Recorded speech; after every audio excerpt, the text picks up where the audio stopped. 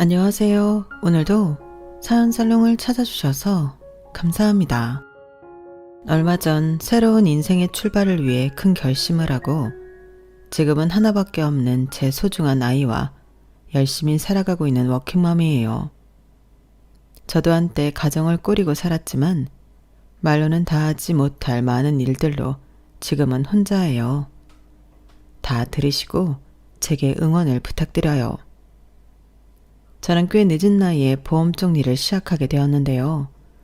일을 하게 된 건 역시 전 남편이 끊임없이 저를 무시하고 남들과 비교하며 깎아내리는 것을 견디다 못해 구하게 된 것이었죠. 하지만 결국 이 일로 인해 제 인생에 많은 변화가 생겼으니 전 남편에게 고맙다고 해야 할까요? 일찍 엄마를 여의고 아빠는 하나뿐인 제게 극진한 정성을 쏟았어요. 세상에 남은 유일한 혈육마저 잃을까 항상 노심초사하셨었죠. 그 마음을 모르는 것도 아니었는데 저는 오히려 더 왈가닥에 가까웠어요. 남들보다 에너지도 넘치고 무서운 것이 별로 없었던 어린 저는 결국 사고를 크게 치고 말았어요. 아빠가 집에 안 계신 틈을 타 옆집 친구와 버려진 사다리를 주워다 옥상에 누가 더 빨리 올라가는지 내기를 했던 거예요. 위험하다는 생각보다 너무 스릴 있고 재미있을 것 같아 저는 친구보다 먼저 올라가겠다고 나섰죠. 저는 친구들아 밑에서 사다리를 잘 잡아달라 했지만 그 어린애가 무슨 힘이 있어 꽉 잡을 수 있었겠어요. 결국 제 몸무게와 속도를 이기지 못하고 사다리는 뒤로 꼬꾸라지고 말았죠. 친구는 잽싸게 피하면서 다치지 않았어요. 하지만 마침 집에 오는 길에 위험한 장난을 하는 저를 보고 달려오신 아빠는 떨어지는 저를 받으려다 더 크게 다치고 말았어요.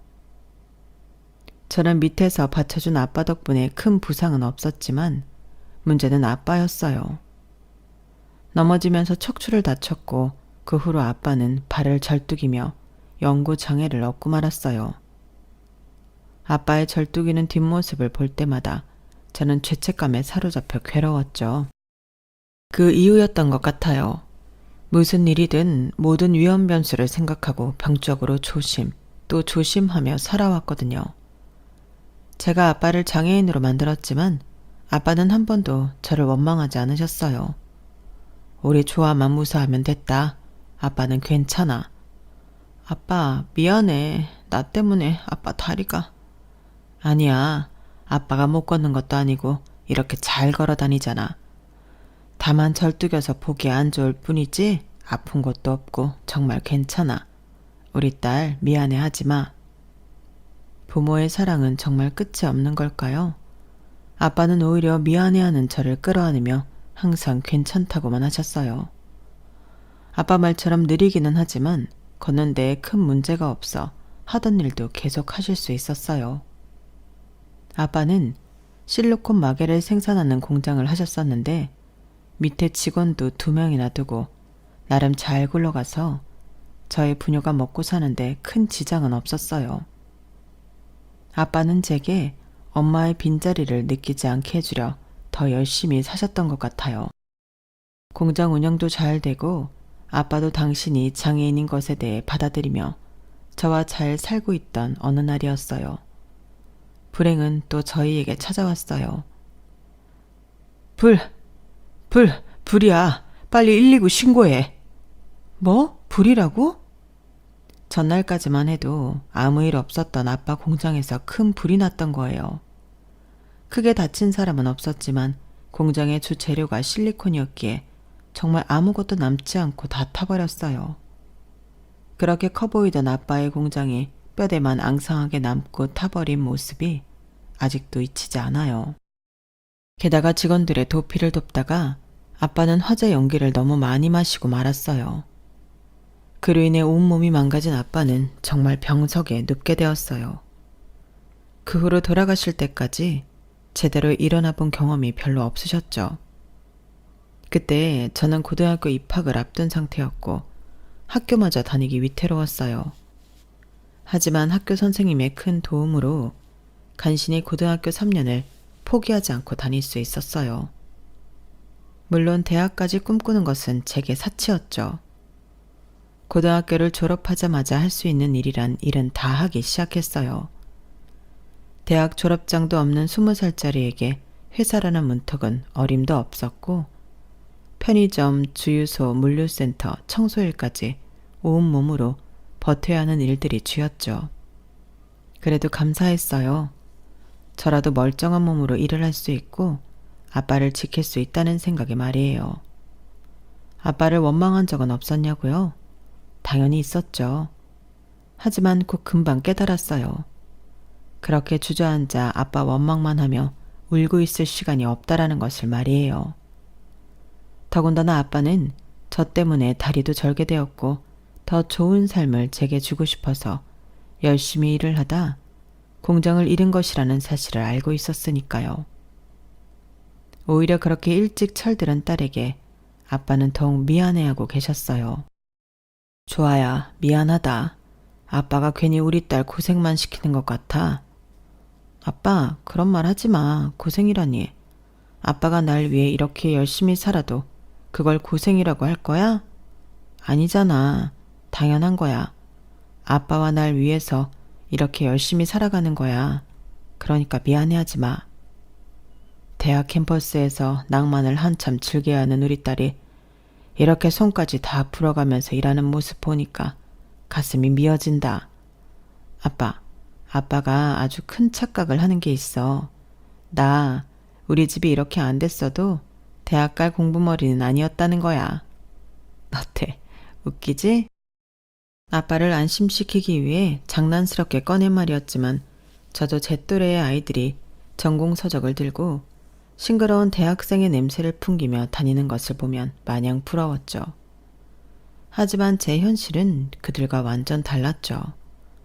많은 일을 했지만 저는 물류센터에서 가장 오래 일을 했어요. 그러다 그곳에서 한 남자를 만나게 되었죠. 조아씨, 오늘 일 끝나고 저녁 같이 먹을래요? 네? 팀장님이랑요? 저보다 나이가 많았던 그는 제가 속한 팀을 관리하는 관리직이었고 같이 일한 지 1년쯤 되었을 때 갑자기 데이트를 제안했어요. 그때까지 연애도 모르고 죽어라 일만 하고 살아서 그게 데이트 신청인 줄도 모르고 저는 밥만 아주 맛있게 얻어먹었죠. 감사합니다, 팀장님. 잘 먹었습니다. 그럼 조심히 들어가세요. 조아씨, 이대로 가게요? 네? 밥 다 먹었으니 집에 가봐야죠. 아닌가요? 눈치가 참 없는 아가씨네. 진짜 나랑 저녁만 딱 먹으려고 나온 거예요? 남자는 제게 고백했고 저는 그게 연애인 건지 사랑의 감정인 건지도 모르게 그와 함께하게 되었어요. 교제한 지 다시 1년쯤 지났고 남자는 제게 결혼을 하자며 프로포즈를 해왔어요. 좋아야, 우리 결혼하자. 하지만 저는 쉽게 대답할 수 없었어요. 아픈 아빠 곁을 떠난다는 생각을 해본 적이 없었거든요. 아빠는 나 없으면 안 돼. 거동도 불편하신데 내가 챙겨야 되는 거 알잖아. 그런데 내가 어떻게 결혼을 해? 남자는 고심 끝에 우리의 신혼집 가까운 곳에 아빠를 모셔와서 살자라고 결론을 내렸고 저는 마지못해 고개를 끄덕였어요. 하지만 난관은 그렇게 빨리 지나가지 않았어요. 저희 집 사정을 들은 시댁 쪽에서 저를 반대하기 시작했던 거죠. 내 아들도 뭐 아주 잘났다는 말은 못하겠다만 그래도 이건 너무 기우는 결혼 아니니? 내가 정말 100번 양보해서 엄마 일찍 여인 것까지는 그래. 받아들일게. 그런데 병들어 누워있는 아빠의 여태껏 물류센터에서 일한 애가 뭔 돈이 있고 뭔 배운 게 있겠니? 내가 이기적이라고 생각할 수 있겠지만 좋아, 너도 네 아들이 너 같은 애 데리고 와서 결혼하겠다 하면 쉽게 허락해 주겠니? 난 그냥 좋아, 네가 포기해줬으면 좋겠구나. 가장 절망스러운 순간이었어요. 세상은 나 자체로 보지 않고 아픈 아빠와 빈약한 학력까지 세트로 평가되는 거구나 싶었죠. 아빠에게 이 모든 사실을 자세히 이야기하진 않았지만 대충 눈치를 채신 것 같았어요. 좋아야, 아빠가 못나서 미안하다. 우리 예쁜 딸 혼사도 맞고 정말 미안하다. 아니야, 아빠. 그런 말 하지 마. 그냥 인연이 아닌 거야. 아빠 때문에 그런 거 아니야.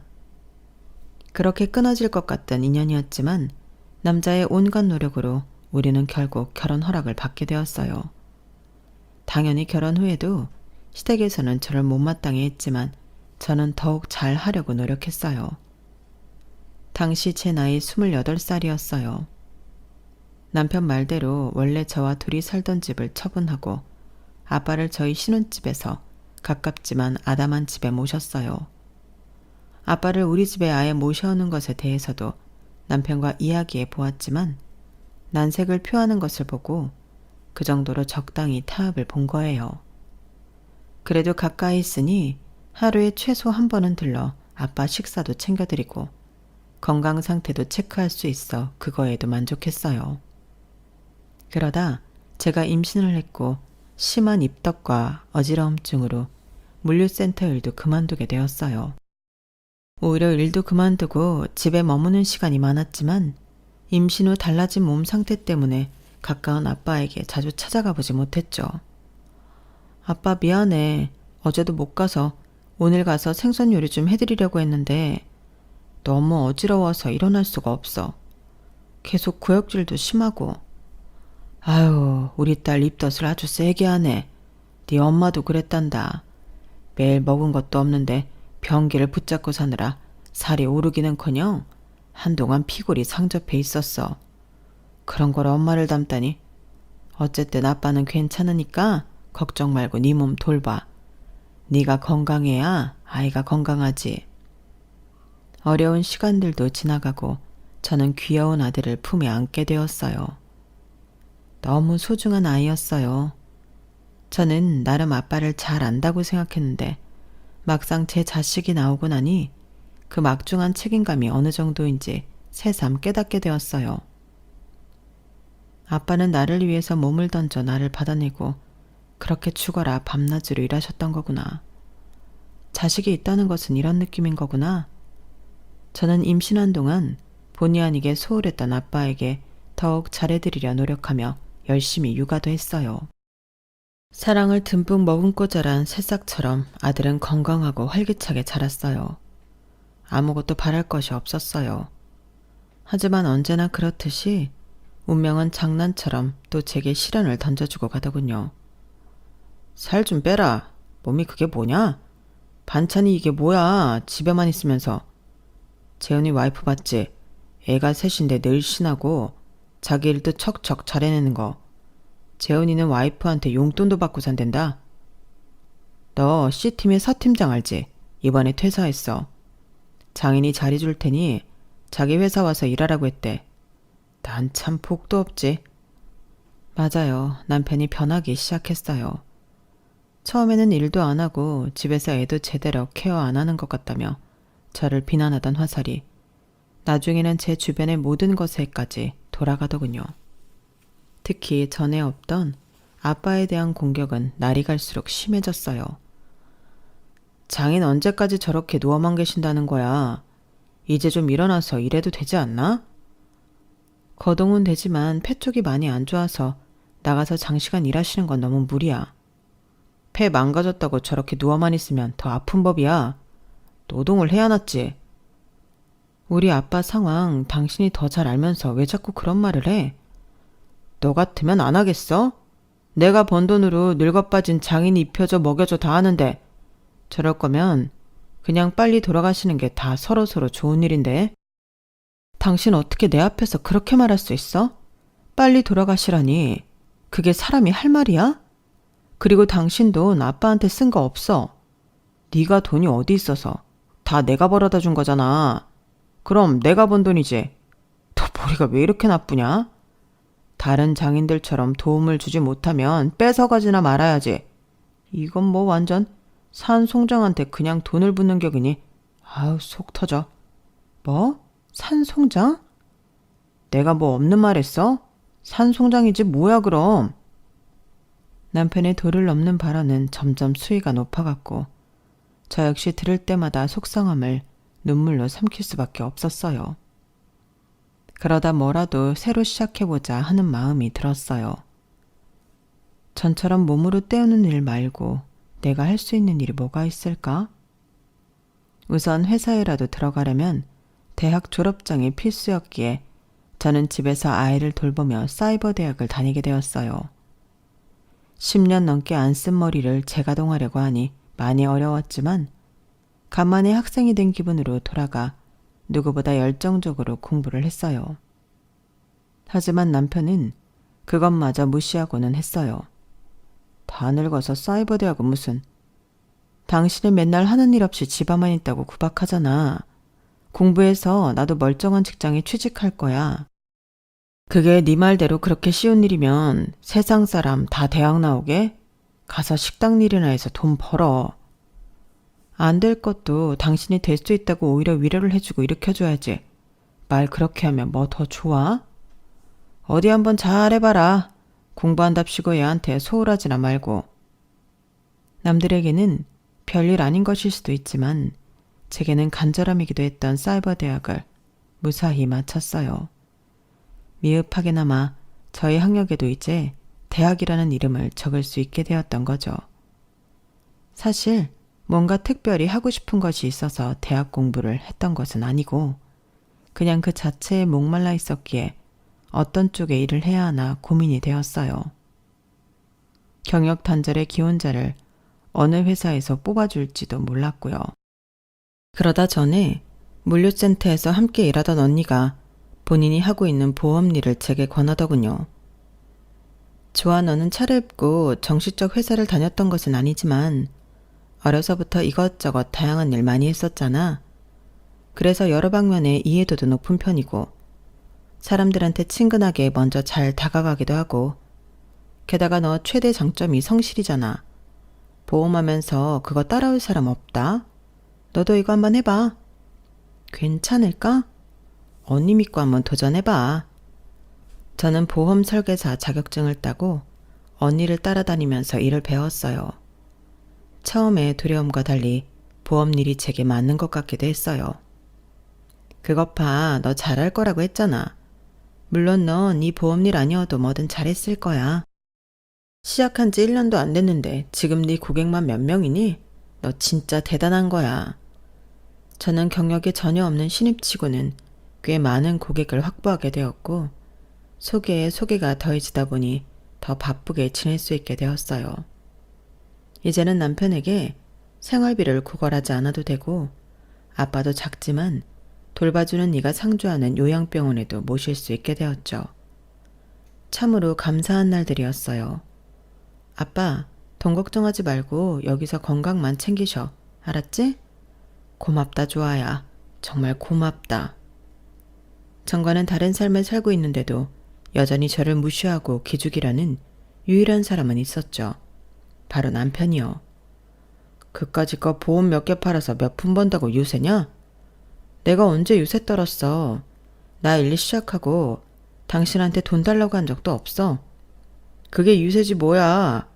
정장 입고 맨날 출근한다고 네가 뭐 큰돈이라도 번 것 같아? 돈 좀 달라고 하면 달라고 뭐라 하고 내가 알아서 벌어 쓰겠다고 하면 벌어 쓴다고 난리고 도대체 내가 당신 어느 장단에 맞춰야 돼? 네가 너무 의기양양한 모습이 꼴보기 싫어서 그래. 그럼 내가 어디 가서 의기소침하고 시무룩해 있었으면 좋겠어? 당신은 도대체 날 여태껏 얼마나 밑으로 생각하고 있었길래 그러는 거야? 남편과 헤어질까도 생각했지만 아빠를 좋아하는 아들을 볼 때마다 그 생각을 단념할 수밖에 없었어요. 일터에서는 활기가 넘치는 저였지만 집에만 오면 남편의 모욕적인 말과 태도에 눈물을 쏟게 일쑤였죠. 어떻게든 시간은 갔고 보험 일을 한 지 3년이 되던 해였어요.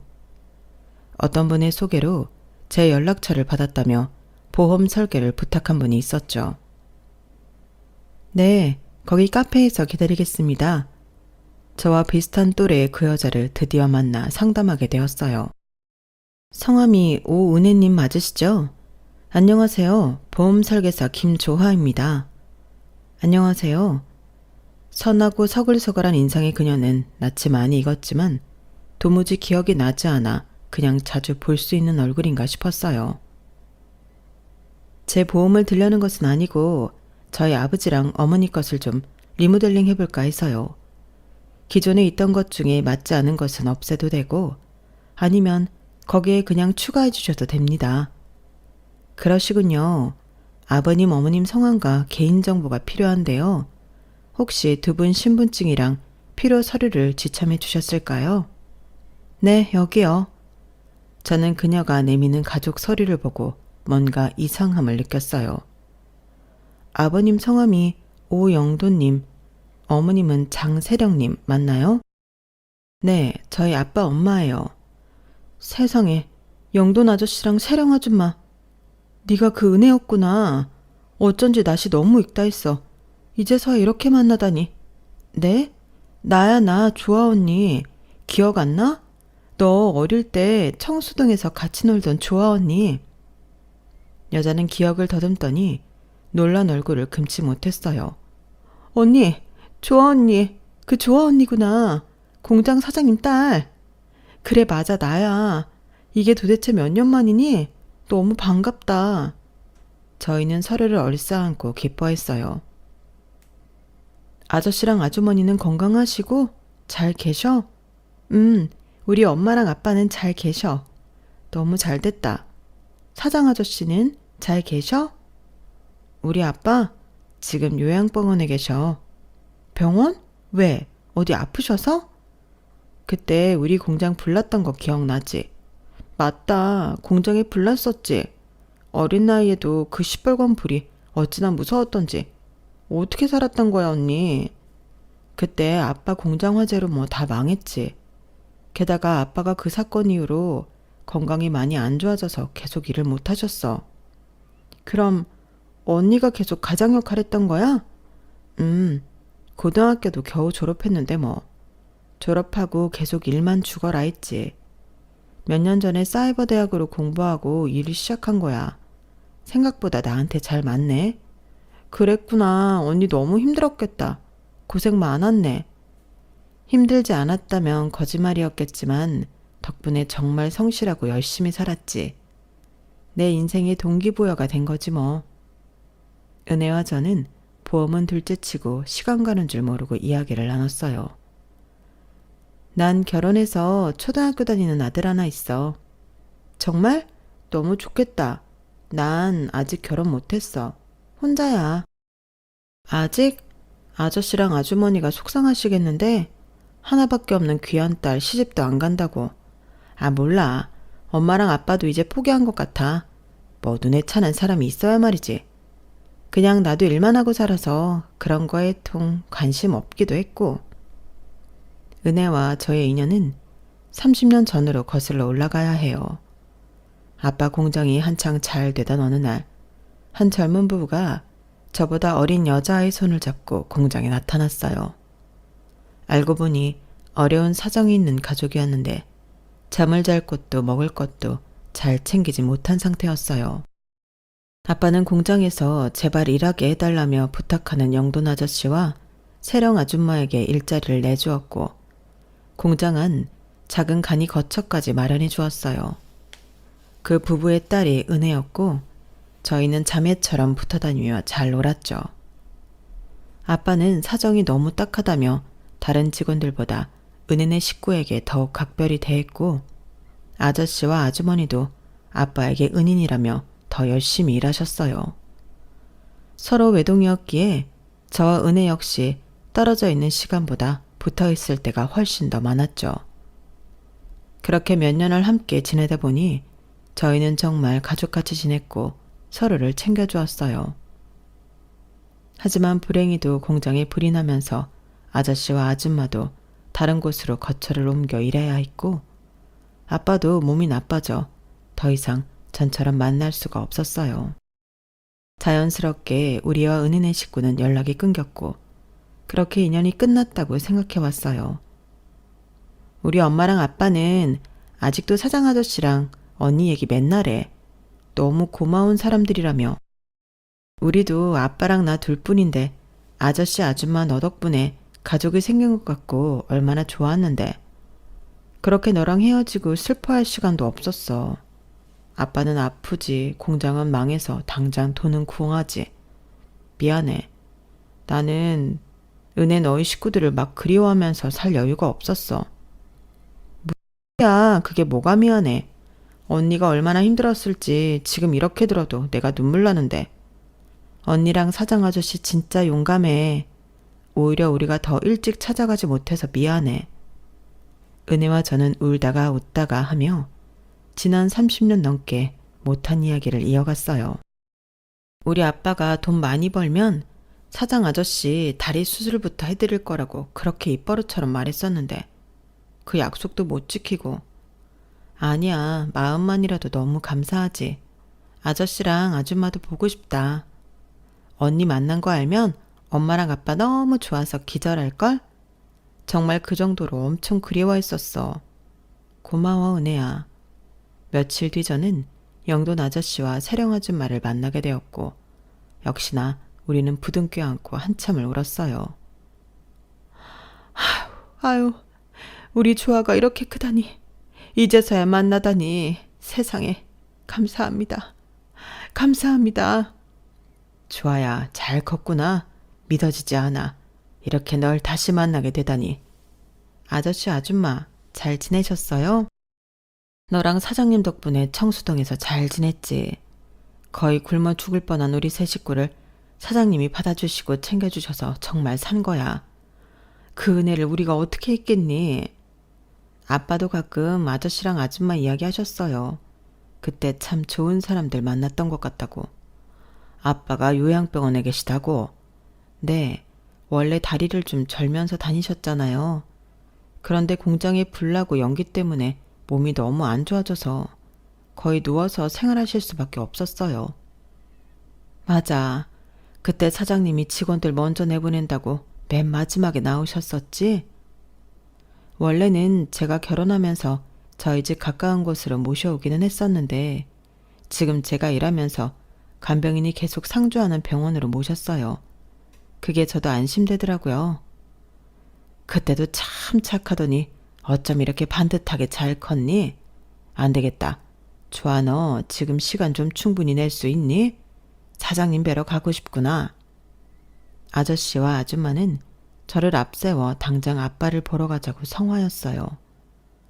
저는 아저씨네 가족을 모시고 아빠가 계신 병원에 도착했어요. 아빠, 여기 아저씨랑 아줌마 알아보겠어?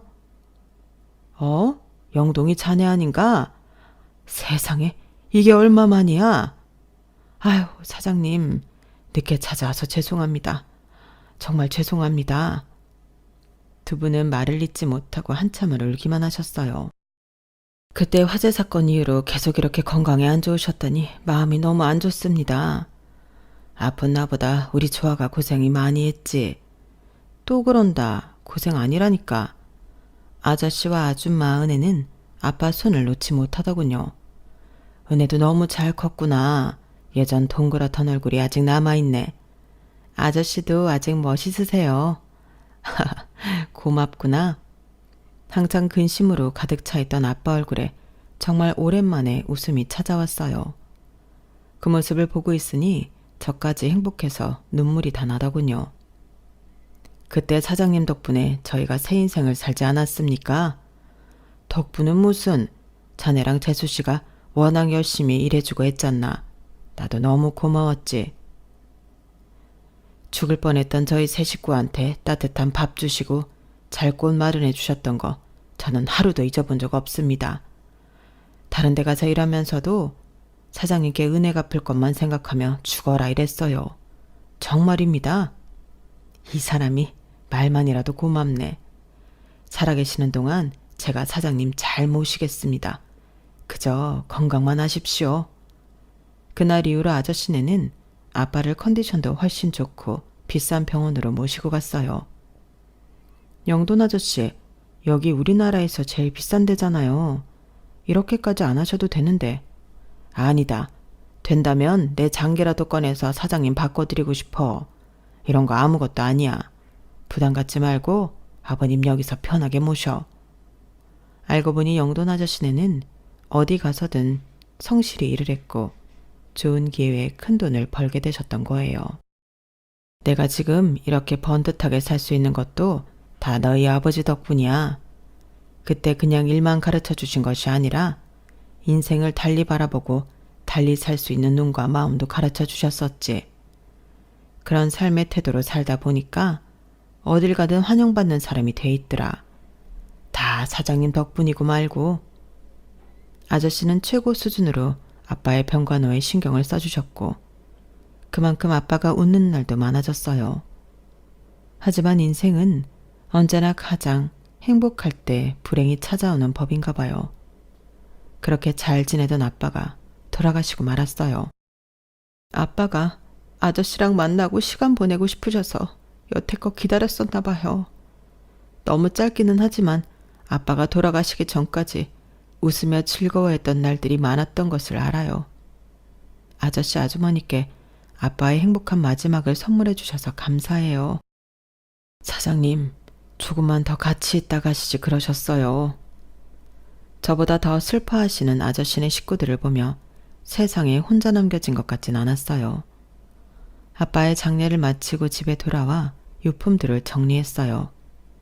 그러다 오래된 상자 안에 낡은 사진을 한 장 발견했어요. 지금은 불타 없어진 공장 정문에서 아빠와 아저씨가 어깨동무를 하고 환하게 웃으며 찍은 빛바랜 사진이었죠. 저는 그 사진을 버리지 않고 아저씨에게 가져다 드렸어요. 사장님, 정말 감사합니다. 다음 생에도 꼭 만나요. 이번 생에 못 다한 은혜 꼭 갚고 싶습니다. 아저씨 아줌마 정말 고맙습니다. 좋아야, 이거 받으렴. 이거 원래 나중에 사장님 만나면 드리려고 차곡차곡 모았던 건데 네게 주마. 아저씨는 통장 여러 개를 제게 내밀었어요. 아저씨, 이게 뭐예요? 은혜 아빠가 여태껏 하루에 몇천 원이고 몇만 원이고 돈이 생기면 모았던 통장이야. 네? 그걸 왜 저한테 주세요? 사장님을 생각하면서 모은 거거든. 아무리 그래도 이걸 저한테 어떻게 주세요? 아저씨도 힘들게 모으셨을 텐데. 제발 받아주렴. 사장님이 건강하셨다면 해드릴 것이 아직 너무 많이 남아있는데 네가 안 받으면 나의 지난 30년이 무너질 것 같구나. 아저씨와 아줌마는 기어이 그 통장들을 제 손에 쥐어주셨고 저희는 또 한 번 울음을 터뜨리고 말았어요. 집에 돌아와 통장들을 열어보며 아저씨 생각을 하고 있는데 남편이 묻더군요. 뭔 통장이야? 대충 사정을 들은 남편이 코웃음치며 말하더군요. 심파극이 따로 없구먼. 장인 은혜를 생각하며 30년 넘게 이 돈을 모았다고? 그래봤자 뭐 몇 동전 모으듯이 했겠지. 뭐 얼마나 되겠어? 어? 이게 영이 몇 개야? 마지막 통장에 찍혀있는 총 액수는 놀랍게도 1억이 넘는 돈이었어요. 이걸 그냥 줬다고? 이 돈을? 아빠한테 주려던 거였는데 아빠가 없으니까 감사할 따름이지. 이야, 이 사람 돈 냄새 좀 풍기는데? 잘 잡아야겠네. 무슨 호구 잡았어? 말을 왜 그렇게 해? 이분들은 진짜 가족같이 지내던 분들이야. 추억도 많고 고마운 것도 많다고. 그런 감동은 난 잘 모르겠고 앞으로 이 노인네한테 잘 보여서 이것저것 많이 얻어와봐. 남편은 정 떨어지는 소리만 내뱉더군요. 우리 두 가족이 어떻게 서로를 생각하며 지냈는지 알 턱이 없는 남편은 계속 제게 주는 것을 다 받아오라며 재촉했어요. 그런데 그 이후로도 아저씨는 제게 새 집과 새 아파트를 장만해 주셨어요. 여기가 아이들 교육시키는 환경도 좋고 교통도 편리하대. 부담 갖지 말고 받으렴. 아저씨, 지난번에 통장 주신 것도 적은 돈이 아닌데 어떻게 집이랑 차를 받아요? 우리 은혜는 결혼도 안 했고 앞으로 할 생각도 없는 것 같고 좋아, 너도 다시 찾은 우리 딸이나 다름없지 않니? 네가 잘 살아야 사장에게 갖지 못한 은혜를 조금이나마 보답하는 것 같아. 정말 괜찮으니 받아두렴. 아저씨네의 배려로 저희 세 식구는 새 차와 새 아파트를 받게 되었어요. 남편은 두 눈이 휘둥그레져 기쁨의 입꼬리를 실룩거렸어요. 좋아야, 뭐 필요한 거 있어? 먹고 싶은 건 내가 이따 사갈게. 힘든 거 다 나 시켜. 네가 하지 말고. 남편은 갑자기 제게 친절하고 저자세로 나오기 시작했어요. 이후야 어쨌든 남편의 서근서근해진 모습에 저는 다시 희망을 품기도 했었죠. 얼마 후 남편은 제게 본성을 드러냈어요. 좋아야, 나 부탁이 있는데. 뭐? 그 사람이 준 아파트 내 명의로 해주면 안 될까? 뭐? 명의를? 그건 왜? 아니, 이 집에서 내 거라고 할 만한 건 하나도 없잖아. 그거라도 내 이름으로 되어 있으면 너무 좋을 것 같아서. 명의만 나로 하고 우리 셋이 평생 행복하게 살자. 어? 저는 왠지 쎄한 느낌이 들었지만 도무지 뭔지 알 수 없었어요. 이 집에서 내 것도 하나 없어. 그런데 아저씨가 주신 집을 덜컥 당신 이름으로 해달라는 건 너무 억지 아니야?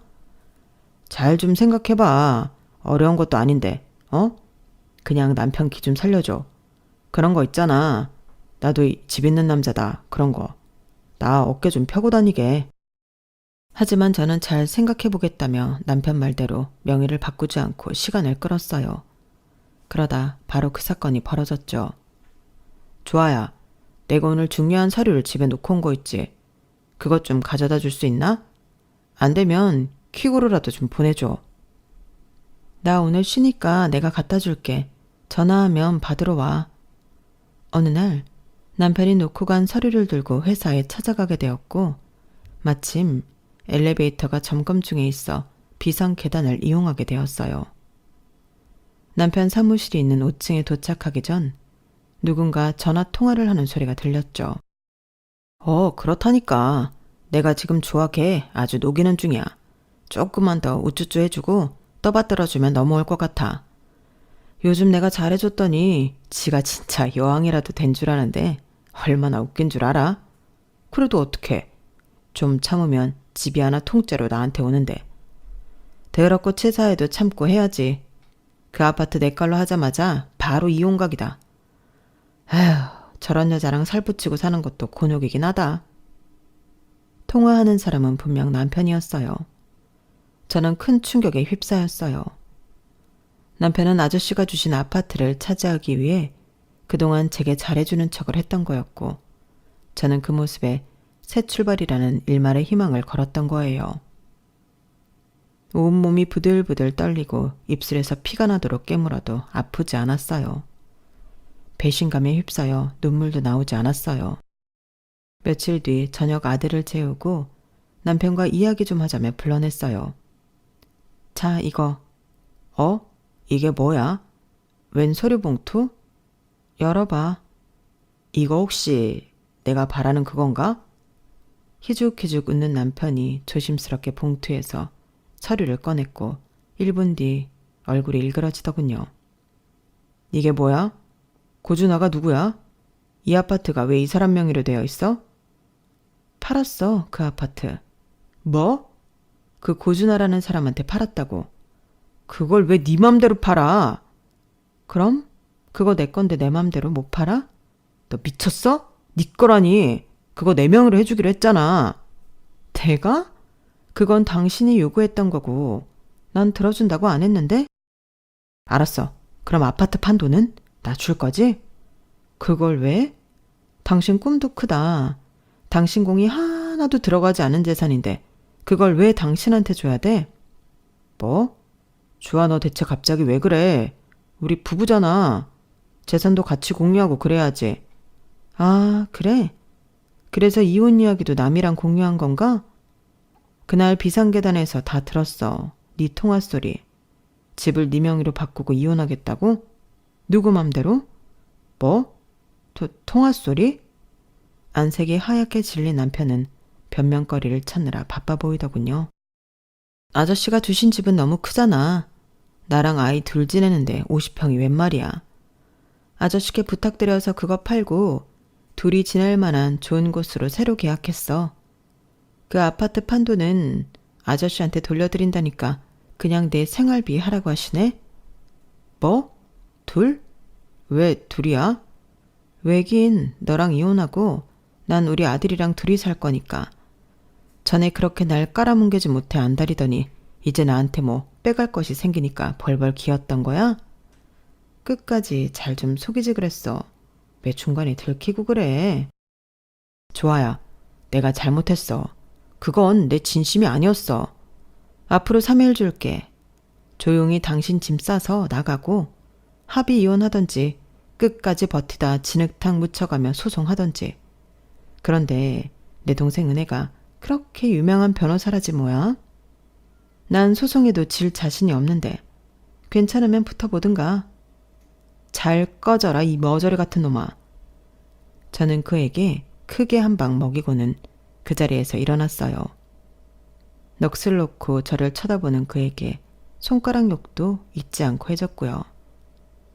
그렇게 저와 남편은 헤어졌고 지금은 아저씨가 새로 마련해 주신 좋은 거처에서 아들과 잘 지내는 중입니다.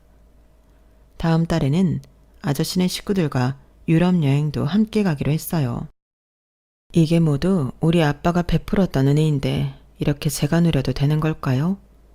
오늘따라 아빠가 너무 그립고 보고 싶은 날이네요. 제 사연은 여기까지입니다.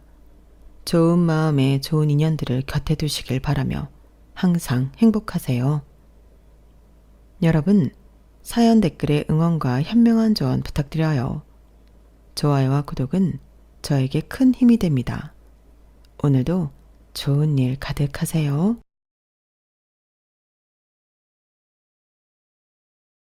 안녕하세요. 오늘도 사연 살롱을 찾아주셔서 감사합니다.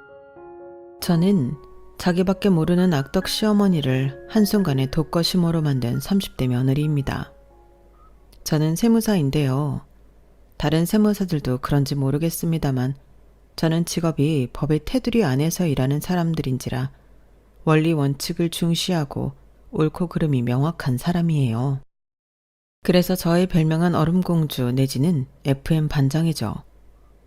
하지만 그런 제가 솔직해지지 못하는 상황 집단이 있었는데요. 그건 바로 시댁이에요. 원리 원칙을 중시하고 옳고 그름이 명확한 저는 며느리가 되자 그럴 수 없게 되었어요. 시댁에서 감히 서가라고 하면 그렇다고 고개를 끄덕이게 되었죠. 다들 그런 저의 마음을 이해하시죠? 며느리라는 위치가 그렇더라고요. 예쁨을 받아야 한다고 생각해서 그런 걸까요? 하지만 참으면 병이 되고 고르면 곧 터진다는 말이 있잖아요. 결국엔 참던 게 병이 되고 굶어서 터지더라고요. 그래서 결국 저는 시어머니를 독거심으로 만들었어요. 그 이야기를 해드릴게요. 한 세무사 사무실에서 직원으로 근무하던 저는 31살의 나이에 고객과 결혼을 해요. 남편은 결혼하기 5년 전부터 저의 고객이었어요. 처음에는 고객으로 세금 관련된 연락만 주고받았어요. 그런데 언젠가부터 생일 때마다 저에게 선물을 보내더라고요. 처음엔 디퓨저였고 다음엔 화분이었어요. 그리고 남편은 제게 베개와 이불 세트를 선물했어요. 처음에 받은 디퓨저와 화분은 소소한 선물이어서 그냥 넘어갔어요. 그런데 베개와 이불 세트는 찾아보니 고가의 선물이더라고요. 그래서 포장지를 뜯지도 않고 연락을 했어요. 시은 씨, 저 세무사 김영주입니다. 제가 방금 택배를 받았는데 이건 너무 과한 것 같아서요. 돌려드리고 싶은데 혹시 주소를 여쭤봐도 될까요? 아, 그냥 받으셔도 되는데 그냥 받아주시면 안 될까요? 어차피 주셔도 저 안 쓸 거예요. 반품도 안 할 거고요. 사실 디퓨저랑 화분도 받으면 안 됐는데 시은 씨는 엄연히 제 고객이고 이런 선물은 옳지 않아요. 디퓨저는 어땠어요? 마음에 들었어요?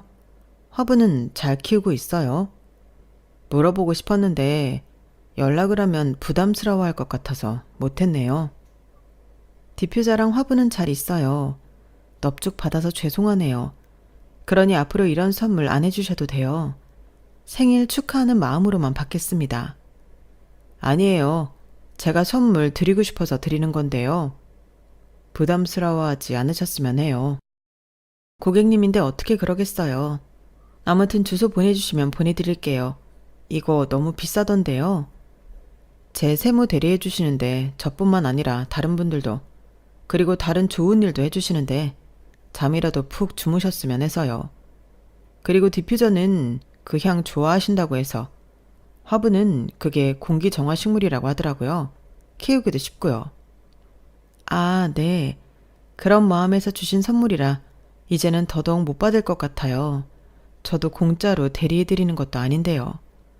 그런데 세무사님, 사람은 왜 생일이 한 번뿐일까요? 2번, 3번이면 좋을 것 같은데. 네? 왜요? 그럼 제가 세무사님한테 2번이고 3번이고 선물을 드릴 수 있잖아요. 안 그러셔도 된다니까. 저는 그러고 싶어요. 계속 세무사님한테 선물을 드리고 싶어요. 그래서 그런데 저희 한번 만나볼래요? 남편은 그렇게 고백을 했고 저는 처음에 거절했어요. 아무래도 고객과 그런 관계는 부적절한 것 같더라고요. 그런데 남편은 계속해서 고백을 했어요. 저는 계속 거절을 했죠.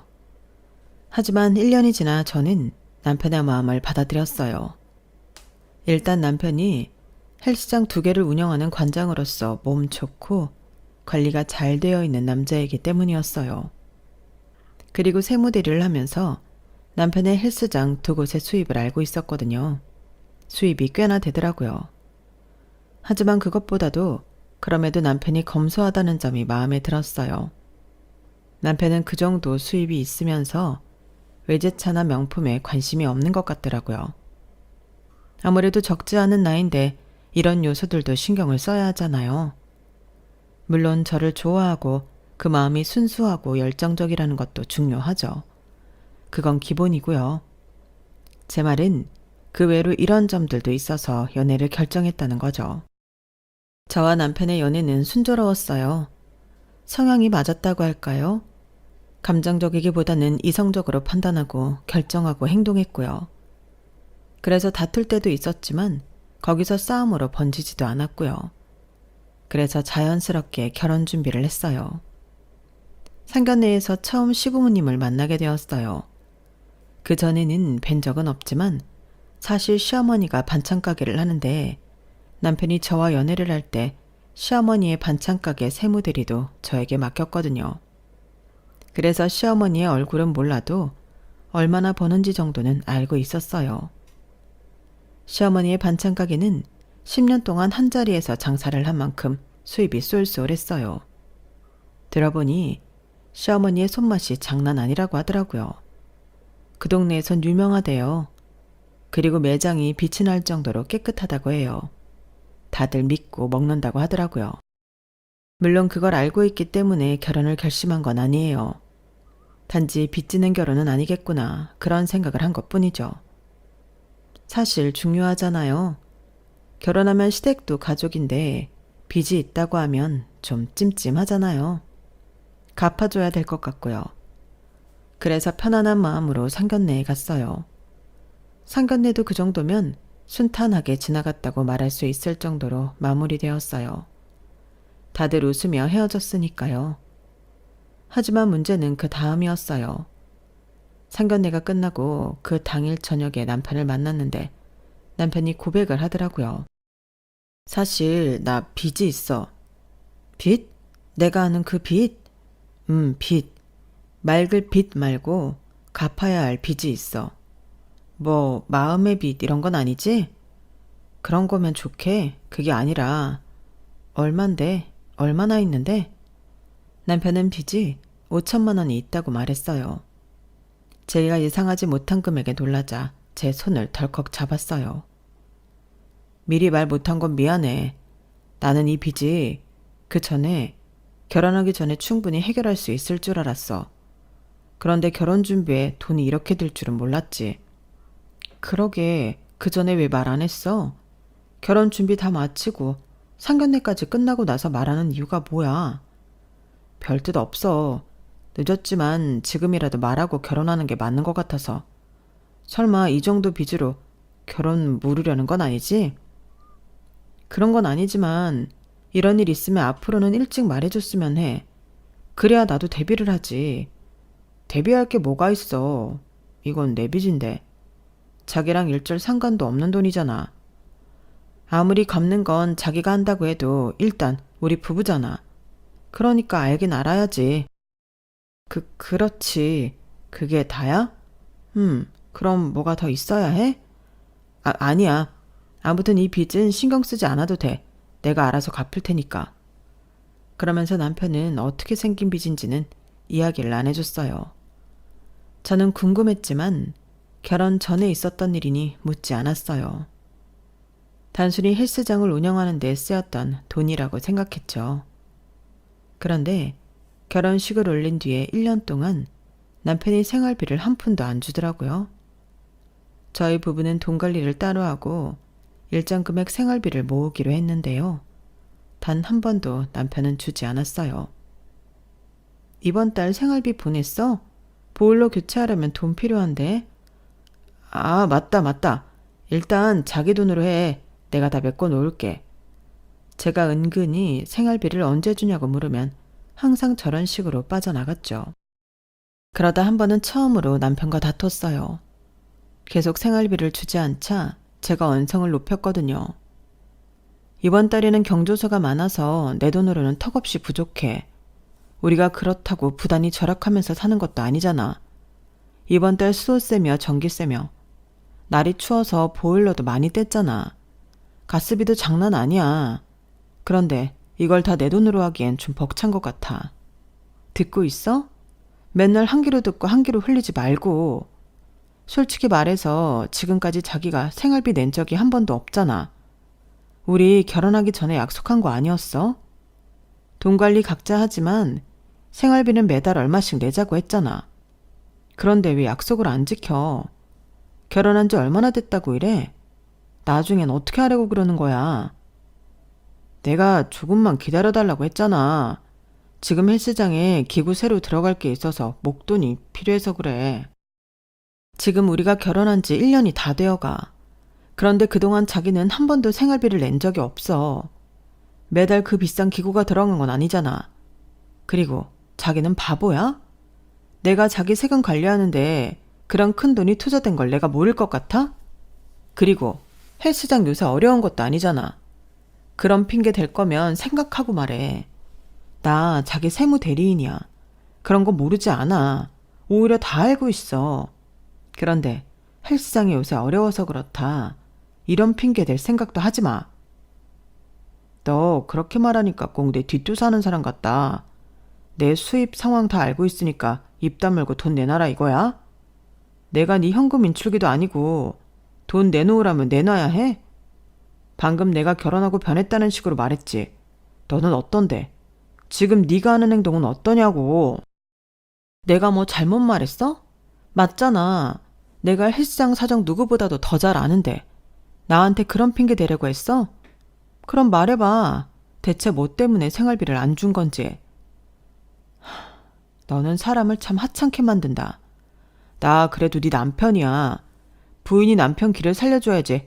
아주 바닥으로 찍어 내리네. 내가 언제 그랬다고 그래. 내가 무슨 틀린 말 했어? 자기 약속한 생활비 안 낸 건 맞잖아. 안 낸 게 아니라 못 낸 거라고 몇 번을 말하니? 내가 사정이 있다고 했잖아. 그러면 그렇구나 하면 되지. 그렇다고 우리가 지금 손가락 빨면서 사는 것도 아니고 잘 살고 있잖아. 그런데 왜 자꾸 거지처럼 돈을 달라는 거야? 거지? 자기 지금 말 다 했어? 그렇게 싸움이 커져서 저희는 그날 처음으로 따로 잤어요. 그리고 다음 날 출근을 했는데 무슨 일이 있었는 줄 아세요? 남편이 저희 사무실에서의 거래를 종료하고 다른 사무실과 계약을 했더라고요. 그걸 대표님이 저에게 말해줬어요. 저는 무척 서운했어요. 고작 말다툼했다고 이런 결정을 내린 게 저에겐 상처였어요. 저는 집에 돌아가면 그 이유가 뭔지 물어보기로 했어요. 그 생각에 하루 종일 일이 제대로 되지 않았어요. 그런데 그날 오후에 시할머니가 돌아가셨어요. 남편으로부터 연락이 와서 사과를 하려나 했는데 그 소식을 전하더라고요. 저는 일을 중단하고 시댁으로 갔어요. 시댁에서 장례식장으로 자리를 옮겼죠. 사실 시댁에 시할머니가 계셨어요. 시할아버지가 장남이어서 연로한 시할머니를 모시고 산 거죠. 시할머니에겐 당뇨가 있었어요. 그동안 그 병으로 고생하셨는데 결국엔 저혈당 쇼크로 돌아가신 거였어요. 조문객들이 다들 오래 사셨으니 호상이라고 말했지만 사실 시부모님이 고생이 많았어요. 나이든 노인을 모시는 게 쉬운 일은 아니잖아요. 거의 15년을 넘게 모시고 살았으니 시부모님이 얼마나 힘들었을지 가늠도 안 가더라고요. 시할머니 장례식장에서 제가 할 일은 그런 두 분을 걱정하고 위로하는 일이었어요. 그런데 시어머니가 저보고 집에 보내려고 하더라고요. 영주야, 너는 집에 가도 된다. 여기에 있으면 피곤하고 고생만 할 테니까 집에 가서 쉬어라. 참 어머님, 저 혼자 어떻게 그래요. 그래도 자리는 지켜야죠. 저 하나도 안 피곤해요. 아까 배려해 주셔서 조금 잤는걸요. 그리고 새벽엔 조문객도 안 올 테니까 그때 또 조금 자면 돼요. 그래도 남의 귀한 딸을 보쳐 세워놓으니 내 마음이 편하지 않구나. 집에 가봐. 그래, 자기는 먼저 들어가봐. 여기 있어도 할 일 없어. 나중에 장례식 끝나면 우리 데리러 나와. 그래, 시은이 말대로 해라. 옳게 시은이 말대로 해. 오늘까지 있어준 것만으로도 고마워. 옳게가 할 수 있는 일 다 했어. 그럼 뭐 필요한 거 있으면 전화 주세요. 바로 가지고 올게요. 저는 그렇게 장례식장에서 나왔어요. 근데 차 키를 두고 왔더라고요. 그래서 장례식장으로 다시 들어갔는데 제가 얼마나 충격적인 이야기를 들었는 줄 아세요? 아우, 쟤는 가라면 착각하지. 무슨 이런 저런 말이 많은지. 그러게, 뭐하러 그렇게 보내요? 불편하니까 그렇지. 걔가 있으면 불편해. 무슨 말도 제대로 못하겠다니까? 그러게 왜 그 애한테 세무대리를 맡겨서? 이제 영주가 안 해요. 다른 사람한테 맡겼어요. 어머, 그러니? 그런데 왜? 니네 싸웠니? 뭘 싸워요. 애들도 아니고. 그냥 가족끼리 그렇게 엮여있으면 안 좋잖아요. 그래도 전 문제인데. 그렇게 생각하는 애가 여자한테 잘 보이려고 엄마 가게를 팔았어? 그건 옛날 얘기고. 뭐 그건 그렇게 됐다니 됐고. 넌 지금 조의금 잘 계산하고 있지? 그 조의금 한 푼도 빼돌리지 말고 나한테 다 줘야 하는 거 알지? 그리고 웬만하면 조의금 다 들고 와. 아니 지들은 지 엄마 돌보지도 않았으면서 그 돈은 챙겨가려고 그래. 악덕스러워서 원. 모시기는 내가 모셨는데 안 그래? 그래도 어떻게 그런 말을 해 가족끼리. 가족? 언제부터 가족이었다고? 그런 대단한 가족이 지 엄마 모시고 있는 나한테 돈 한 푼을 안 줘? 고생한다고. 어? 지 엄마 모시는 값은 줘야 할 거 아니야. 어떻게 된 게 그 셋 중에 나한테 돈 준 사람이 없어? 지원금이며 연금이며 돈 나오는 건 당신이 다 받았잖아. 그거면 됐지. 어떻게 그거면 돼요? 내가 고생하는 게 조금이야? 지들은 뭐 노인 모셔봤어?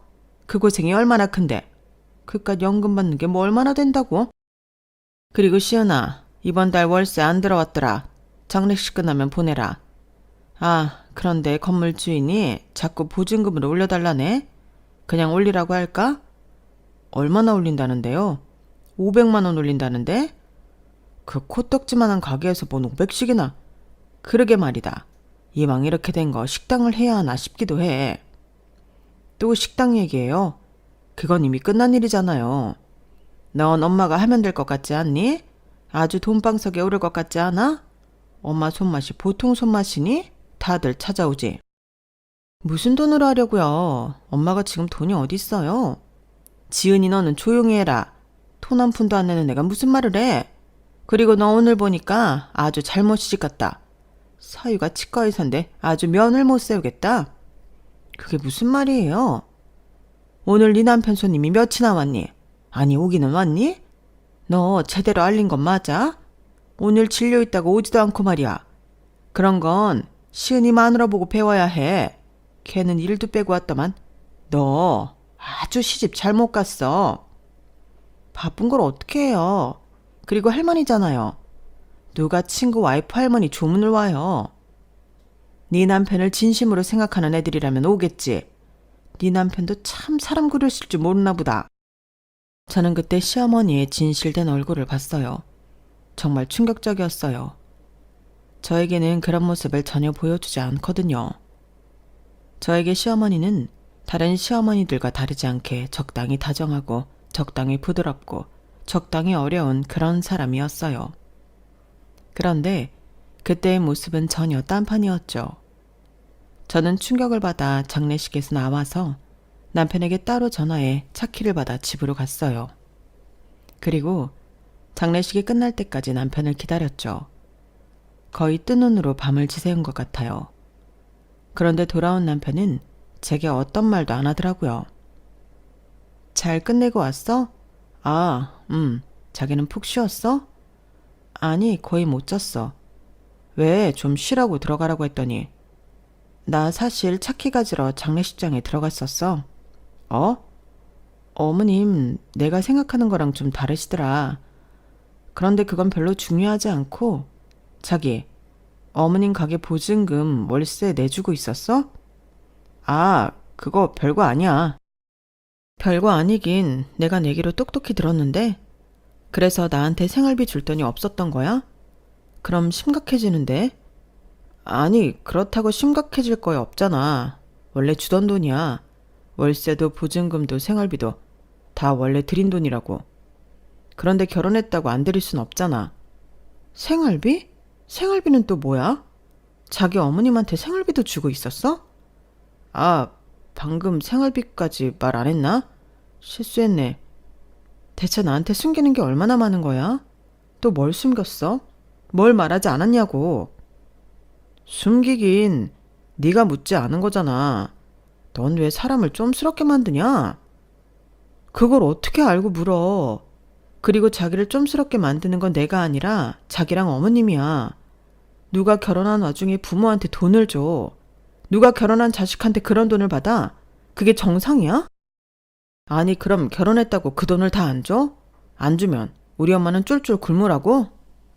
미안하지만 그 돈 안 준다고 어머님 쫄쫄 안 굶어. 조금 절약하면서 사는 거지. 그러니까 나는 우리 엄마가 절약하면서 사는 거 싫다고. 그럼 나는 뭐 때문에 절약하면서 뭐라도 아끼려고 아둥바둥거리면서 살아야 하는데? 너 내 남편이야. 결혼한 이상 내 남편이지 어머님 아들 아니라고. 나중에 애 낳으면 어쩌려고 그래? 그만 좀 해. 나도 죽겠다고. 너랑 결혼하고 빚만 늘었지? 뭐 잘된 게 없다고. 빚이 늘어? 5천만 원 해결한다며. 그런데 늘었어? 고작 2천만 원밖에 안 늘었어. 신경 꺼. 그런데 자기가 다시 세무대리 해주면 안 돼? 생각보다 수수료가 세더라. 우리는 부부니까 수수료 안 받고 자기가 다시 해주면 안 될까?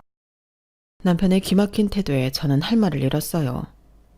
저는 남편을 식탁 의자에 앉히고 부부 사이에는 비밀이 없어야 한다고, 부부 사이에는 신뢰가 가장 중요하다고 설명했어요. 남편은 잠자코 듣더니 제게 사과하더라고요. 그리고 빚이 늘어난 건 시어머니에게 줄 월세와 생활비 때문이라고 했어요.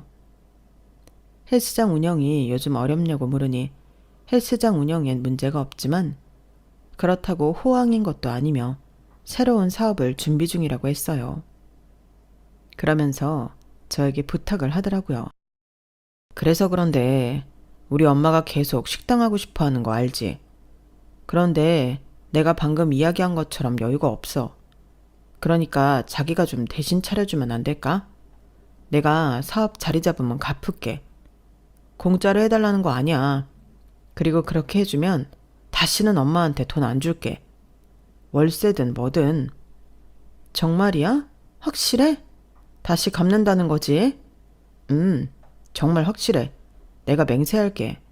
정 찜찜하면 각서라도 써. 이번이 마지막이야. 이번에도 신뢰가 깨지면 우린 영영 회복할 수 없을 거야. 제가 강하게 말하자 남편이 고개를 끄덕였어요. 그렇게 저는 남편에게 2억을 빌려줬어요. 그리고 몇 달 뒤에 시어머니의 식당이 오픈했어요. 예상대로 시어머니의 단골 손님들이 찾아와 첫날은 무지하게 붐볐어요.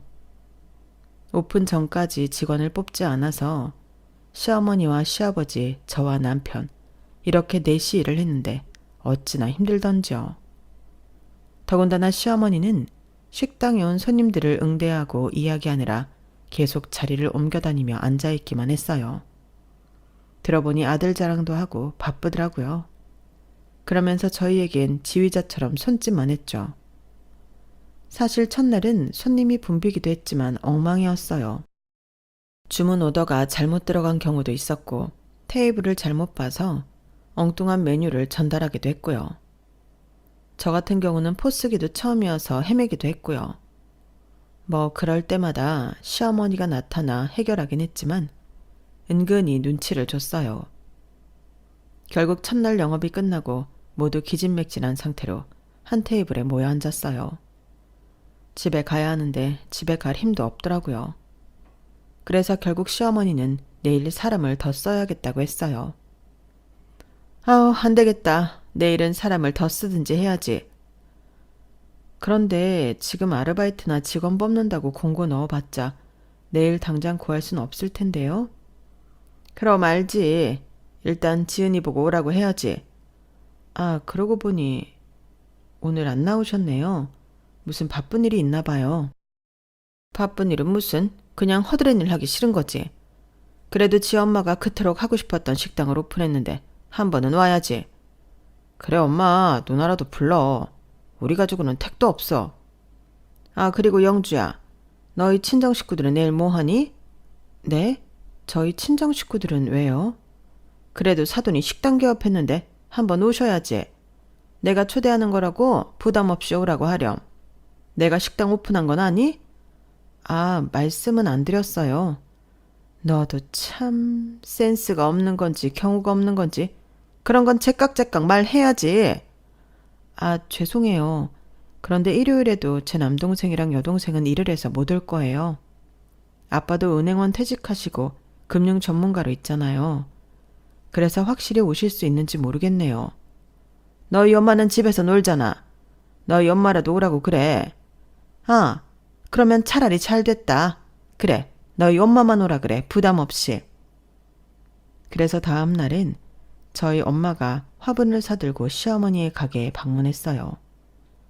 둘째 날도 사람이 붐벼서 저는 엄마가 온 줄도 뒤늦게 알았어요. 시어머니는 저희 엄마가 온 걸 언제 봤는지 문 앞에서 저희 엄마랑 이야기를 하고 있더라고요. 그런데 웬 고무장갑을 들고 있었어요. 저는 눈치를 보며 두 분에게 갔어요. 가보니 시어머니는 저희 엄마한테 가게며 아들이며 자랑을 하고 있었어요. 사돈어른 너무 오래간만에 뵙네요. 잘 지내셨죠? 네, 예전부터 식당 하고 싶다고 하더니 꿈을 이루셨네요. 축하드립니다. 하요, 이 나이에 무슨 꿈이에요. 먹고 살려고 하는 짓이죠. 그래도 좋은 말씀 감사합니다. 이 가게 위치나 주변 상권 보셨죠? 여기서 가게 내겠다고 한 사람이 한둘이 아니었어요. 이 자리가 저희 아들이 찾아낸 건데 여기서 가게 내려고 얼마나 노력했는지요. 저희 아들이 보기처럼 냉철하고 심지가 굳거든요. 그러니 지금까지 헬스장 2개를 성공적으로 운영하는 거 아니겠어요? 아, 제가 왜 이런 말을 하냐면요. 저희 아들이 힘을 좀 썼거든요. 건물주가 이미 계약할 사람이 있다고 안 된다고 하는 거를 보증금이랑 월세를 남들보다 조금 더 주겠다고 해서 겨우 얻은 거예요. 어머, 보증금이랑 월세 올리면 너무 힘드신 거 아니에요? 보증금이랑 월세는 앞으로 오르면 오르지 떨어지진 않잖아요. 우리 아들이 아시겠지만 효자잖아요. 제가 안 그래도 그것 때문에 걱정하니까 따님이랑 얘기해서 자기들이 내겠다고 하더라고요. 저희 딸이요? 네, 제가 참 좋은 며느리를 얻었어요. 뭐 물론 사돈어른께서 잘 키워준 거겠지만요. 제가 자식 복이 참 많답니다. 아시죠? 저희 큰딸. 저기 있는 저희 큰딸 남편이 치과 의사인 거요. 그래서 제가 치과는 제 돈 주고 안 가잖아요. 네, 알고 있습니다. 여기 화분이에요. 좋은 화분은 아니지만 돈방석에 앉게 해주는 나무라고 하더라고요. 어머머, 이런 거 안 가져와도 되는데 너무 감사해요. 일단 식사하셨어요? 식사부터 하실래요? 아, 죄송해요. 밥은 먹고 왔어요. 죄송할 게 뭐가 있어요. 더 잘 됐죠. 이거 받으세요. 가만히 있기도 죄송스러울 거 아니에요. 이거 가지고 주방으로 가세요. 저희가 이야기하는 잠깐 사이에 주방이 또 초토화가 되어 있을 거예요. 보시면 알겠지만 지금 저희 무척 바쁘거든요. 네? 이게 무슨... 사람이 서로 도우며 사는 거잖아요. 일당은 두둑하게 드릴게요. 잠깐만 도와줄 수 있죠?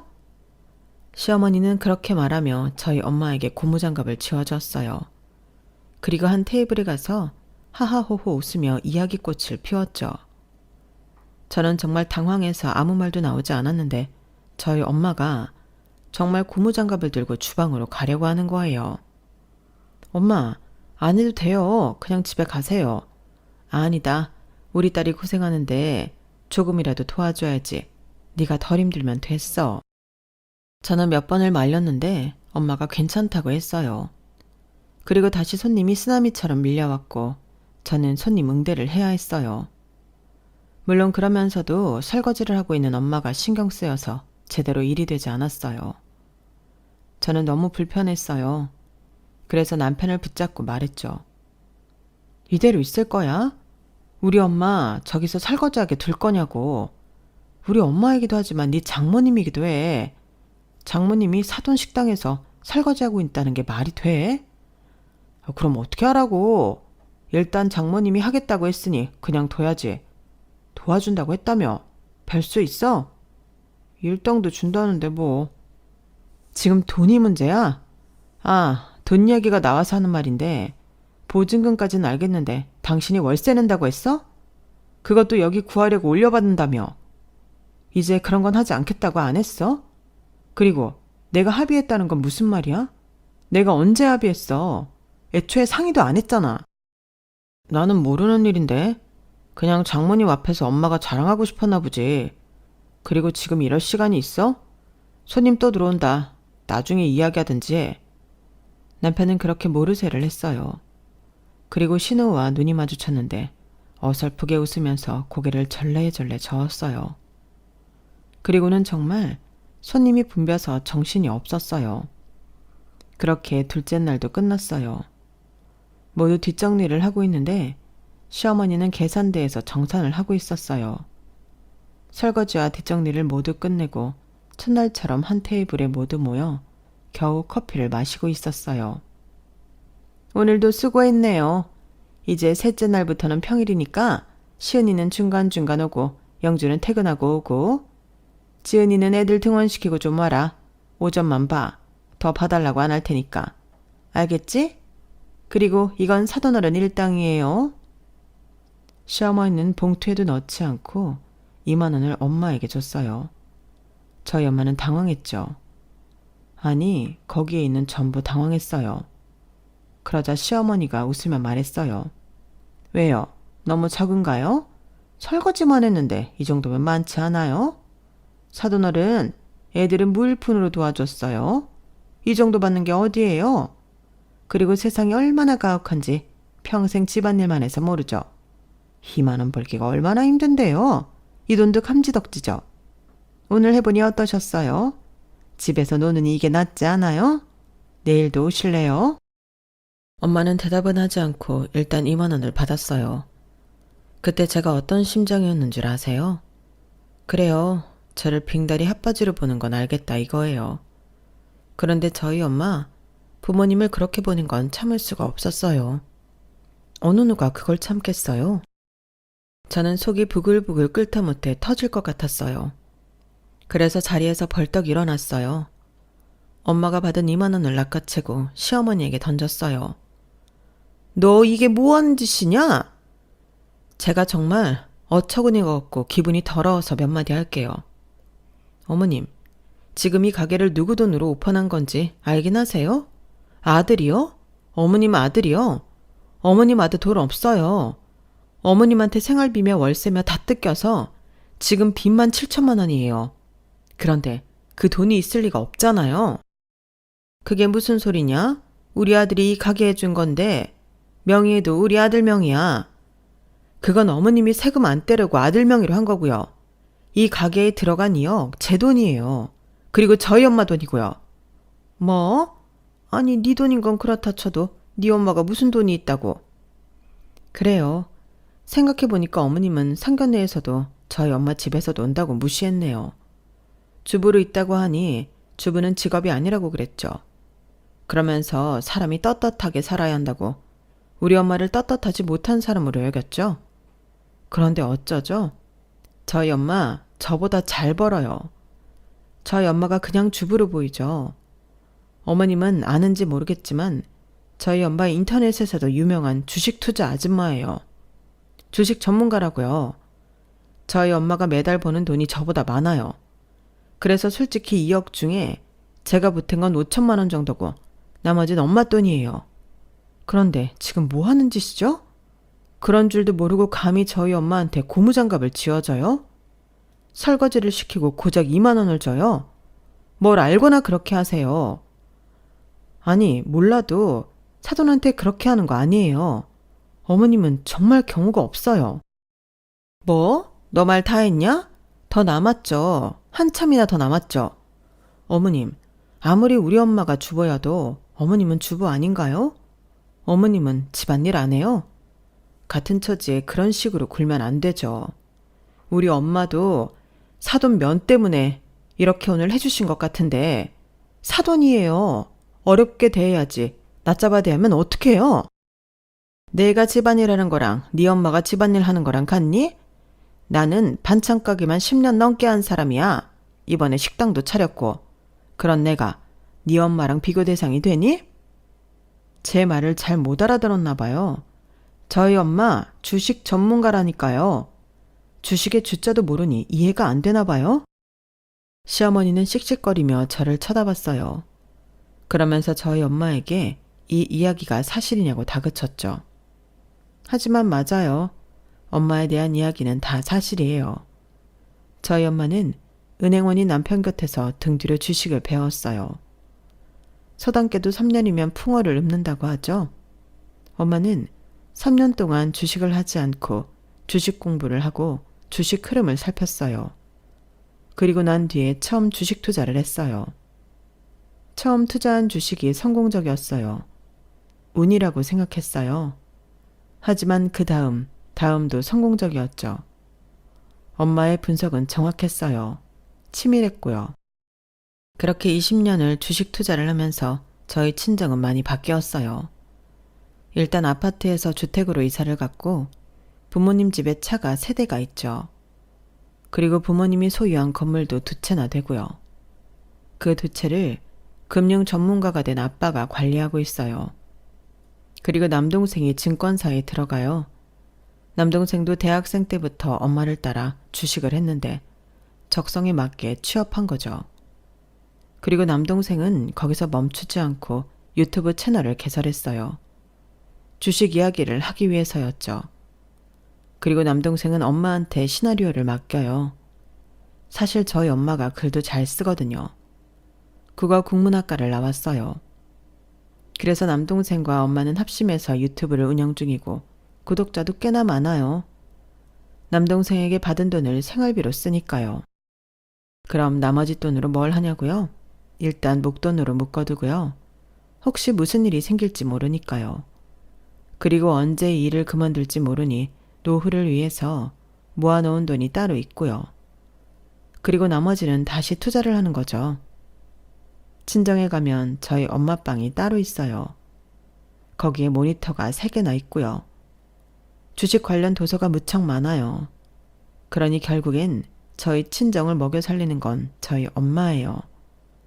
저희 엄마는 시어머니가 생각하는 것처럼 평범한 주부가 아니었죠. 하지만 평범한 주부라고 할지라도 그런 대우가 말이 되나요? 저는 엄마가 주식 전문가가 아니더라도 참지 않았을 거예요. 저는 분노하는 시어머니를 냅두고 엄마와 함께 나가려고 했어요.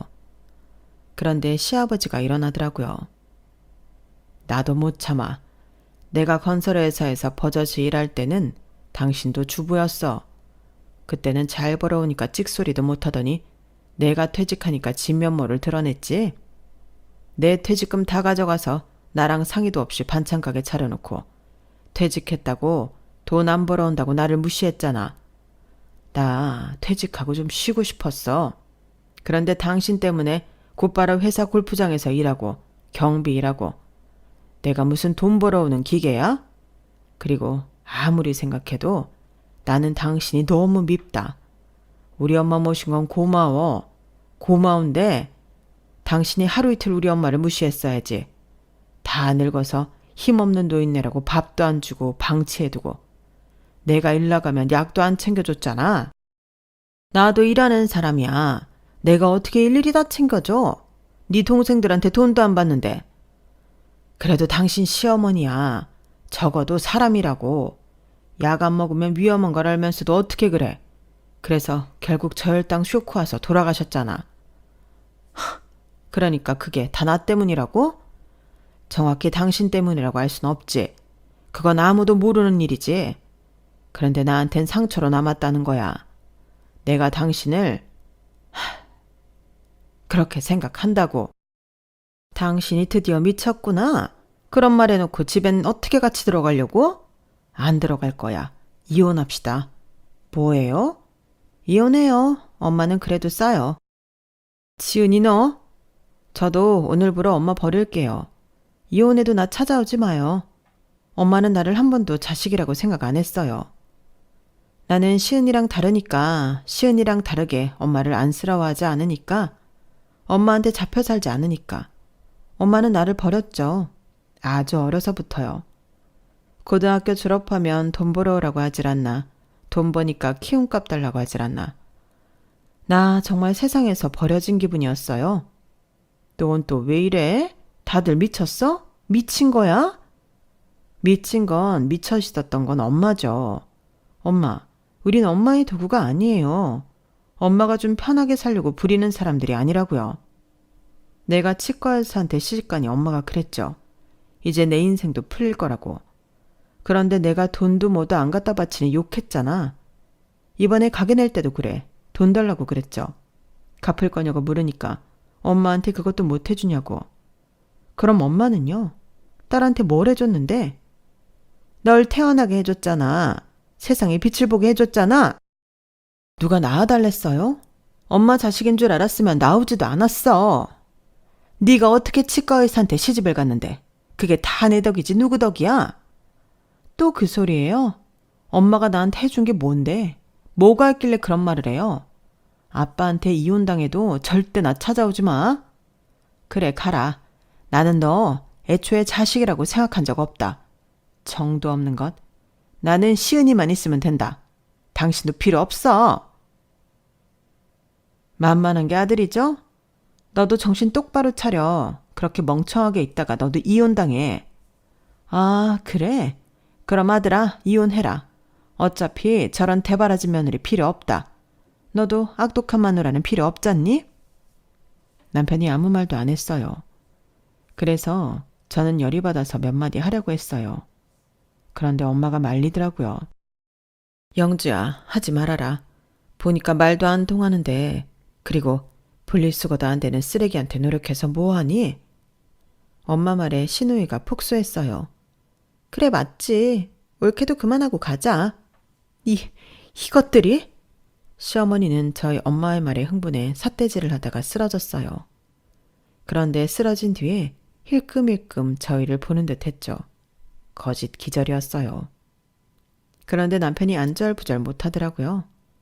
저는 속으로 저런 걸 속는 등신이나 당하지 라고 생각했어요. 그리고 똑바로 말했죠. 나 지금 한 번만 말할 거야. 너 앞으로 이렇게 살고 싶으면 거기 있고 아니면 제대로 끊어내고 나한테 와. 기회는 한 번뿐이야. 지금 아니면 기회 없어. 쓰러졌는데 이대로 어떻게 가? 쓰러진 사람이 눈에 저렇게 힘을 주고 있어? 기절한 사람이? 저는 망설이고 있는 남편을 보며 한숨을 쉬고 가게를 나왔어요. 시어머니와 남편을 제외하고 모두 가게로 나왔죠. 그리고 차에 오르려는데 남편이 뛰어왔어요. 같이 가. 확실히 버렸어? 너 지금 거짓말만 2번째야. 3번째면 그냥 아웃이라고. 안 그럴게. 정말 안 그럴게. 그럼 내일 가게 빼. 자기 명의라며. 그렇게 또 망설일 거면 다시 들어가. 안 잡을 거니까. 아니야. 뺄게. 빼고 돈 다시 돌려줄게. 모자라면 내가 더해서 줄게. 시은 씨, 결혼이라는 건 내 가정에 집중하겠다는 선언이야. 지금 시은 씨한테 가정이 뭔지 생각해봐. 생각할 필요 없어. 너니까. 남편은 며칠 뒤 2억을 돌려줬어요. 그리고 저희 부부는 시어머니가 찾아올 것을 대비해 직장도 옮기고 헬스장도 이전했어요. 전화번호도 바꾸고 이사도 했죠. 완벽하게 새 출발을 할 준비를 했어요. 그리고 시부모님은 이혼했어요. 시누이의 도움으로 합의 이혼으로 끝이 났어요. 들어보니 소송에서 유리할 게 없다고 설득을 해서요. 시누이도 남편도 저도 모두 증인에 서서 시아버지를 도와줄 건데 어떻게 승소하겠냐고요. 그러니 시어머니가 돈을 달라고 했어요. 그래서 시누이가 조금 준 모양이더라고요. 이혼을 한 뒤에 시아버지는 고향으로 내려갔고 시어머니는 자기 동생 집에 들어갔어요. 결혼을 한 동생 집에서 사는 게 얼마나 불편할까요? 들어보니 이제 막 애들을 독립시켰다고 하던데 웬 짱돌이 굴러왔나 싶겠더라고요. 이 모든 것을 알려준 시누이는 통쾌하다고 저에게 말했어요. 엄마를 버린다는 게 천륜을 어긴 것 같지만 그래, 아니라고는 말 못하지. 하지만 속이 시원해. 아무리 나를 낳아준 엄마라도 마음이 내키지 않으면 아닌 거잖아. 옳게는 좋겠다. 그런 엄마 밑에서 자라서. 그래서 사람이 모난 데가 없는 건가? 제가 무슨 모난 데가 없어요. 사람이면 다 있죠. 형님이 시원하면서 허전하겠어요. 그렇긴 하지. 그리고 우리 엄마 자기 동생 별로 좋아하지도 않았어. 자기보다 잘 산다고. 이모가 땅 부잣집에 시집 갔거든. 우리 엄마 자기보다 잘 사는 사람들 무지하게 질투해. 나한테도 그랬고. 아마 이 상황을 겪고 나서도 이모 질투할걸? 사람을 고쳐 쓰는 게 아니라잖아. 찾아오진 않겠죠? 혹시 몰라서 다 옮겼는데. 난 안 옮겼어. 내가 왜 옮겨? 그리고 나한테는 얻어먹을 게 없어서 안 찾아올걸? 그런데 옳게는 잘 생각했네. 시은이가 좀 무르잖아. 아마 찾아갈지도 몰라. 그러니까 내가 부탁 좀 할게. 시은이 걔 절대 엄마 따라가지 않게 해줘. 엄마 따라가면 걔 빈털털이 될 거야. 네, 형님. 제가 잘 단속할게요. 그래, 내 못난 동생이랑 사느라 옳게가 고생이 많네. 그렇게 시누이와 전화를 한 게 2달 전이에요. 아직까지 남편에게 별일은 없어요. 제가 통장 관리를 하는데 엄한데 빠지는 돈이 없거든요. 시어머니는 포기한 걸까요? 그럼 다행인데 말이죠. 독거 시모가 된 시어머니의 삶이 앞으로 어떻게 흘러갈지 궁금하긴 하네요. 여기까지가 제 사연입니다. 자기밖에 모르는 악덕 시어머니를 한순간에 독거 시모로 만든 저의 사연 어떻게 보셨나요? 흔히 존중은 인간 산후작용의 기초라고 하죠. 그만큼 존중은 중요하고 기본 중의 기본인데요. 요새 기본이 안 되어 있는 사람이 참 많죠. 여러분들은 그 사람들에게 상처받지 않았으면 좋겠어요. 우리 모두 존중하고 존중받으며 따뜻하게 지내요.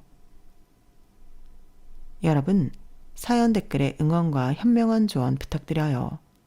좋아요와 구독은 저에게 큰 힘이 됩니다. 오늘도 좋은 일 가득하세요.